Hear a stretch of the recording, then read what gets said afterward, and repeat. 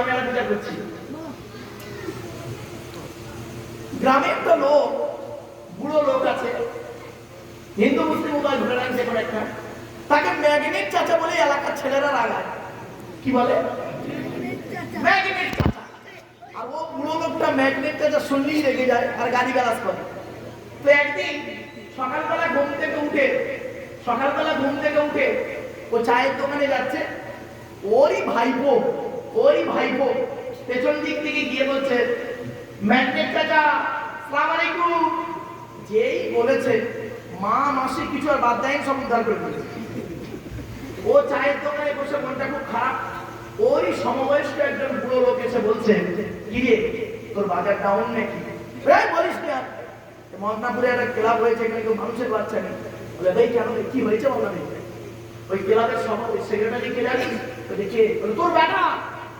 তোর বেটা কি হয়েছে তুই বল না। বলে আমি বাইরে বেরোলি খালি আমাকে ম্যাগনেট চাচা বলে রাগায়, কি করি বলতো? বলে একটা কপ পঞ্চায়েতে বিচার দে, প্রধান উপপ্রধান আর পঞ্চায়েতের নেতারা আর পার্টির লোক ক্লাবের ছেলেরা বসে বিচার করে দেবে, ওদের ক্লাবের 12টা বাজিয়ে দেবে। ঠিক বলেছিস। পঞ্চায়েতে বিচার দিয়ে শোনেন, রাগ করবেন না কেউ, পঞ্চায়েতে বিচার দিয়ে। তা পঞ্চায়েতে বিচার করে কে? প্রধান উপপ্রধান আর কমিটি বর্গ। ব্যাস, এখন পঞ্চায়েতে যেদিন বিচারের দিন হয়েছে সেদিন গিয়ে দেখছে সেই ম্যাগনেট চাচা হাজির, ক্লাবের ছেলেরাও হাজির। ঠিক আছে, প্রধান উপপ্রধান বসে আছে, আরো সব মানে কমিটির লোকেরা বসে আছে, বিচার হচ্ছে। এখন ক্লাবের যে সেক্রেটারি, সে কে? ম্যাগনেট চাচা ছেলে, ক্লাবের সেক্রেটারি। সে তখন বলছে স্যার, তখন প্রধান বলছে, এই ক্লাবের ছেলেরা তোমরা তোমাদের বক্তব্য প্রথম পেশ করো। ম্যাগনেট চাচা বসে আছে, ক্লাবের যে সেক্রেটারি ওইকে বলছে, উঠি বলছে স্যার আমি ক্লাবের সেক্রেটারি, উনি আমার আব্বা। তো আমার ক্লাবের ছেলেরা চ্যাংড়া ছেলে, ইয়াং যুবক ছেলে, নওজওয়ান, আমার আব্বাকে একটা কথা বলে রাগায়, উনি একটু রেগে যায়, গালিগালাজ করে, এরা একটু আনন্দ পাইছে। তবে স্যার আমি আমার ক্লাবের তরফ থেকে ক্ষমা চাইছি, আমার ছেলেরা ভুল করেছে। আপনি আপনার পঞ্চায়েতের তরফ থেকে যা সাজা দেবেন আমার ছেলেরা মাথা পেতে মেনে নেবে।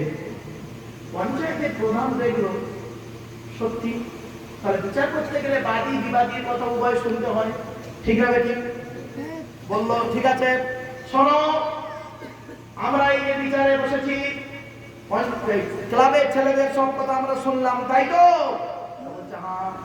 এবারে আমরা শুনবো। আচ্ছা ম্যাগনেট চাচা, তুমি তোমার বক্তব্য এবার বলো। যেই বলেছো আমার উঠে দাঁড়িয়ে বলে তোর বিচার করতে হবে না, ওইগুলো আমার বিচার আমি চলে যাচ্ছে, রেগে খুঁজো। তখন প্রধান বলছে, চাচা কি হয়েছে? প্রধান উপপ্রধান বলে, চাচা বসো। প্রধান কি হলো চাচা? বলছে আমাকে ম্যাগনেট বলে বলে তোর কাছে বিচার করতে দিলাম, তুই তো একবার বলে নিলি ম্যাগনেট চাচা তুমি তোমার বক্তব্য বলো, তুই কি বিচার করবি?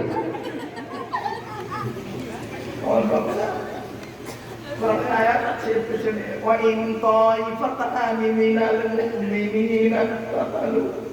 কোরআনে আয়াত, আমার নিজস্ব কথা নয় বাবা, এর পেছনে একটা কোরআনে আয়াত আছে, তো সেইটাকে সামনে রেখে একটা বাস্তব উদাহরণ তুলে ধরলাম।